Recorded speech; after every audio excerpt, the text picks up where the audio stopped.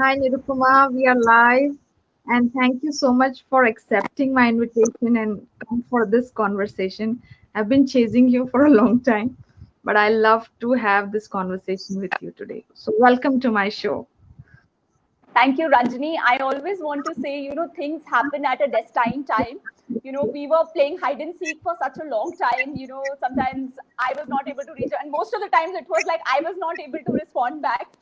And I always believed that this was the time, and I believe it's Tamil New Year today, that we are having this conversation. So it's the dawn of a new year, and we are here to talk to each other. The pleasure is equally mine. I am super, super thankful to you to have me on your show and, really talk to your audience. And I am starting with this intention that, I'm able to provide as much value, as much power and enthusiasm to your audience in whatever way I can. So that's the intention with which I'm starting this particular conversation.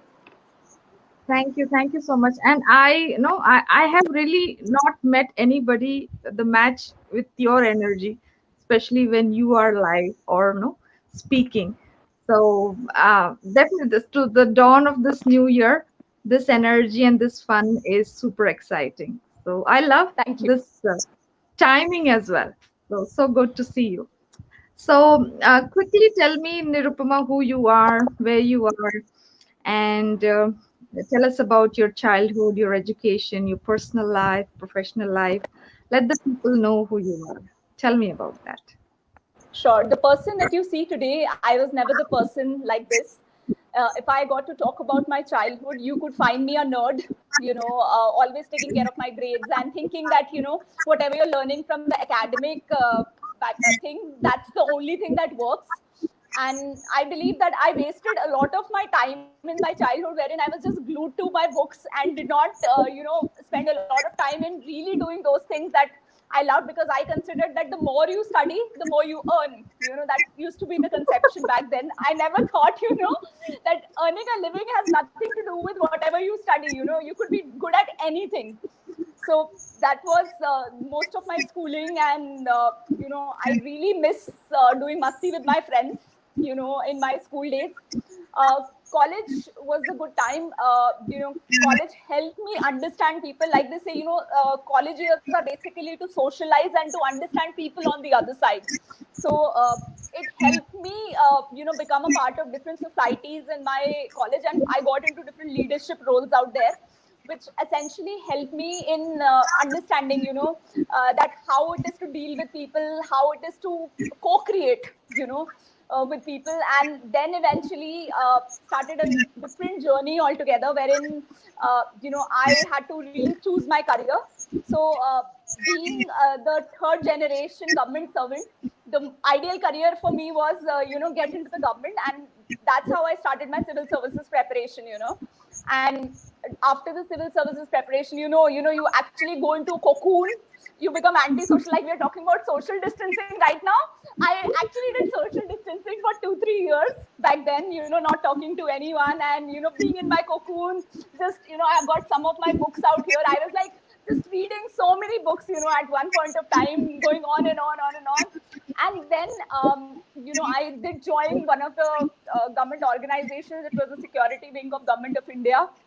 Been there, and then I was actually looking that, the kind of success that I was looking for, have I actually reached it? Is it something Mhm. for me to really find out more? And my thirst was not quenched there. I thought, there are new milestones that I need to look out for. And I in 2017, I came out of my entrepreneurial journey. I'm sorry, came out of my employment with the Government of India, and plunged into the entrepreneurial journey, really tasting one thing after the other. I also, worked under entrepreneurs so that I could imbibe those qualities of entrepreneurship, and really look at that what it is to really solve problems for people, because ultimately entrepreneurship is nothing about solving problems for everyone else, you know so Exactly. it was 2017 I started my company High Voltage Action. And the whole idea behind this company was that, nothing happens until you move. So for us to create anything in our life, it's so important for us to be in action. Like they say, daydreaming cannot really help us in any way. We need to be constantly being in action and creating stuff. So I would just want to, in a nutshell, I would want to give my introduction. Hi everyone, my name is Nirupama Vyas. I am a daughter of an astrologer, wife of a walking, talking encyclopedia, a fitness freak turned cop who turned into a TEDx speaker, and now I'm an entrepreneur.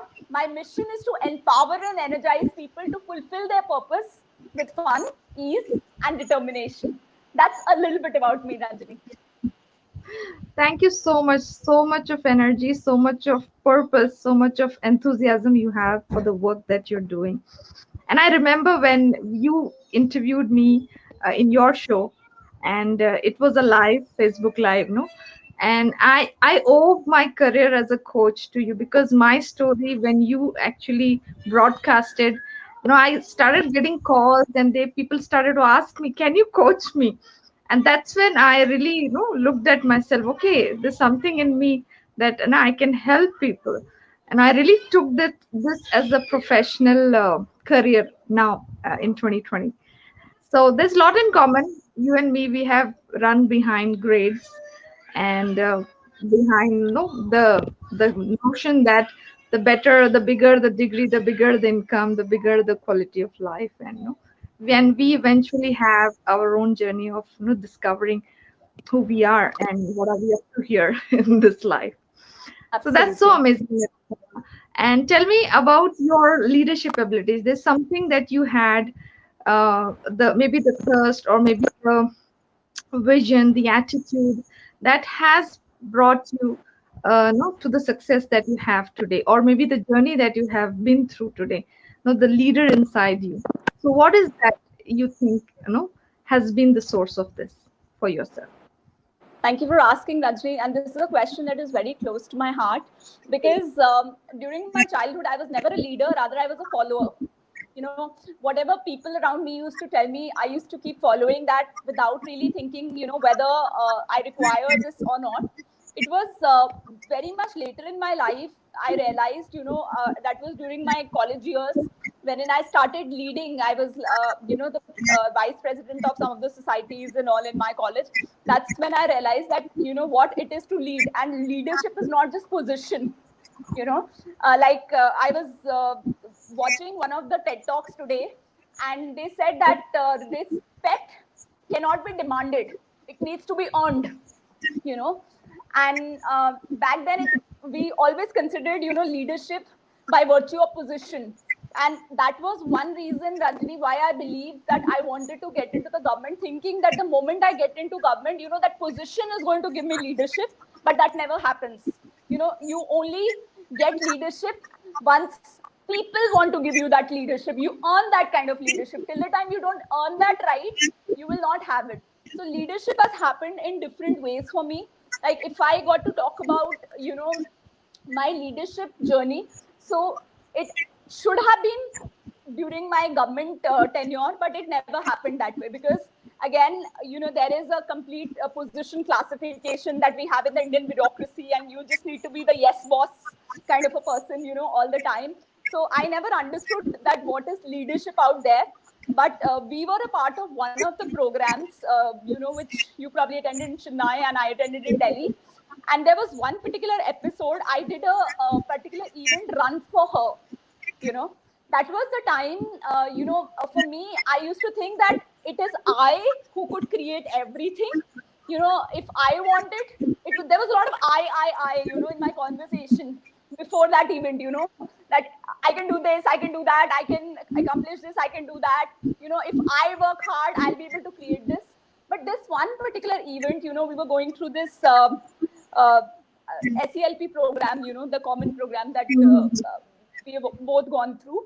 So I did this, I had taken this as one of my projects, and that was the time, I had to get a lot of people for this run, which was all about women. But the run transformed in such a manner that the men said, we want to run for her. And believe me, I was having this event at India Gate in Delhi, and I did not know how to bring people because I had never organized a marathon event ever before that. you know.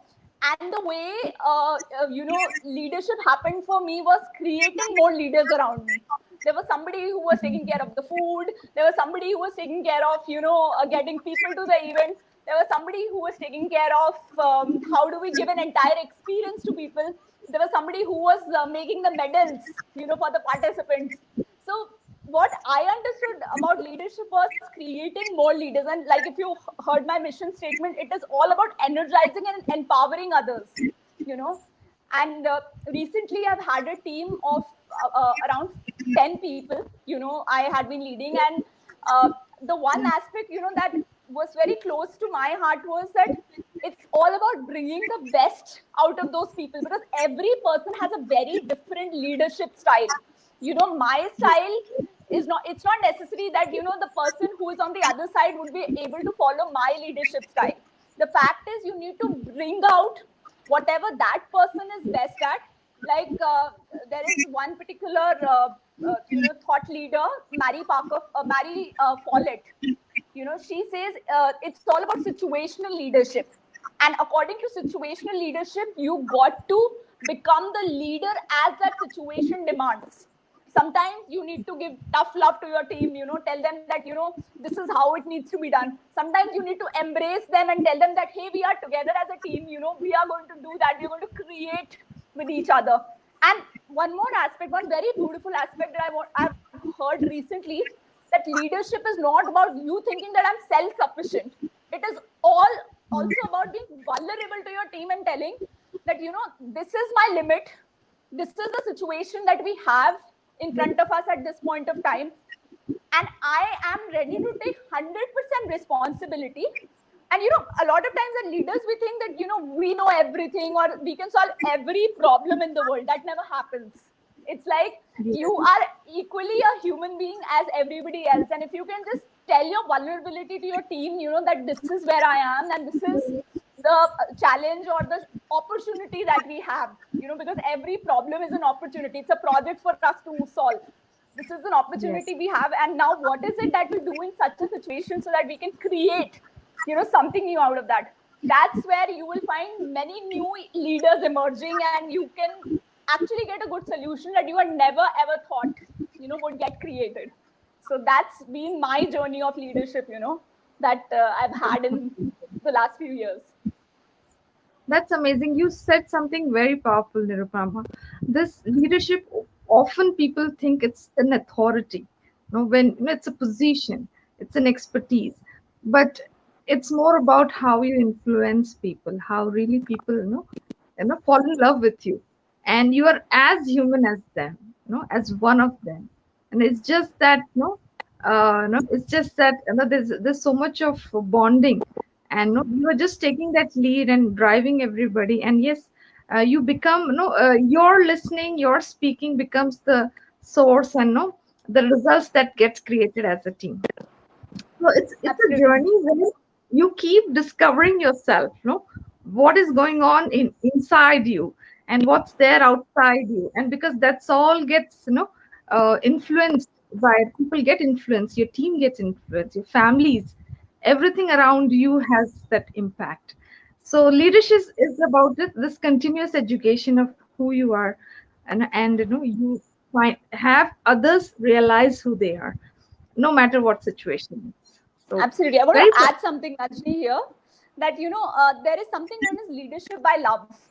We always talk about leadership by authority, and leadership by love is at different places. You can be a leader to your young brothers and sisters. You can be a leader to your children. You can be a leader to in the family scenario. You could be a leader in the extended family scenario, wherein you have your teams at workplace, and at the community level. There's so many places, but one thing which is the center point of all is how are you leading them with love? Because by authority, by position, I could reprimand them and tell them that, hey, why aren't you following me? But if they themselves want to follow you, is when you've actually become somebody, wherein you have discovered your true self by helping them discover their true self. Exactly. And you care.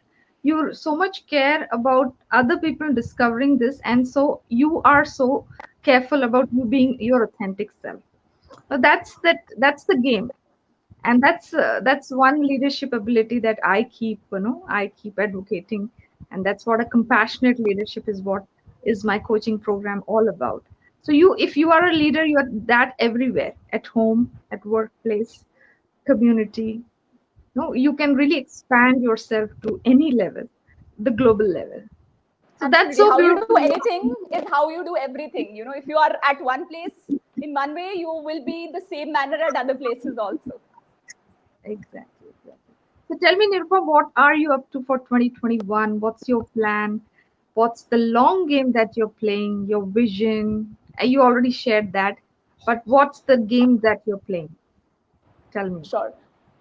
So, Ranjini, you know, I have seen in my life that whenever I'm creating these future plans for myself, they've always been in direction of one particular area of my life, you know, whether it's career, whether it's health, whether it is finances. But my future plan right now from 2021 onwards is to live a holistic life.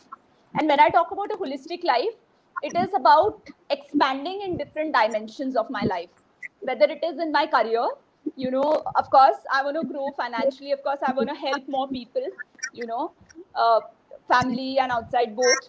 Whether I talk about my relationships, maintaining good relationships at home, at workplace, you know, everywhere, wherein every person feel empowered, you know, that's would be on the relationship ground. Whether it is about relationship with yourself, because a lot of times, you know, we are there to satisfy everyone around us and we forget this one person, you know, to Yeah. whom we need to give utmost attention, utmost power all the time. So it's all about spiritually connecting with myself and being more emotionally open about things, because you know, we actually look at the intellectual side a lot of times, but we forget to really grow ourselves at an emotional level. So emotional growth is what I'm looking at. I'm also looking at the recreation part, you know. So once the COVID is over, you know, there are certain things. I want to go skydiving, that's for sure. I want to go for trekking with my husband, like the way it is from that Ollie trip that you mentioned, no, that you went with your husband. So it was seeded back then, you know. So that's Yes, another you aspect, you remember. know, on the I very well remember. So that is a recreation part that, you know, would want to look at. And you know, ever since I've been a child, you know, there's been a dream in my heart that when I grow up, you know, I would want to sponsor a education of one of the child, you know. And I don't know why has it stuck in my mind, in my heart for so long. And it has always been like that, you know, when and that child would be like beyond my family. So Mhm. that's one thing that's there in my mind, and of course I would want to, you know, bring that into reality at one point of time. So these are some of the plans I have. The underlying thing that I would want to say is that I want to live a holistic life.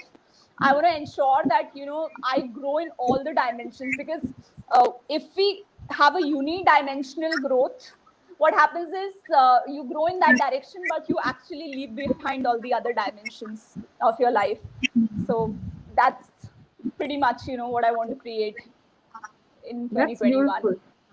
Thank you so much for sharing, because there's a lot that you shared, and everybody should include everyone around us, not just the intellectual or financial, or as you said, unidimensional growth, like one at a time.